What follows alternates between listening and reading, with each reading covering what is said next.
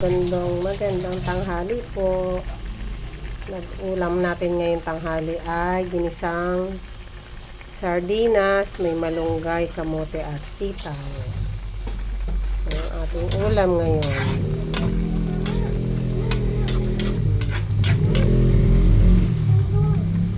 Gulay-gulay muna tayo. Yan. Para sa ating mga kids. Hindi umuulam ng gulay. Okay? Sabaw-sabaw lang. Salamat po. God bless po sa inyong lahat. Walang pasok ngayon. Sa mga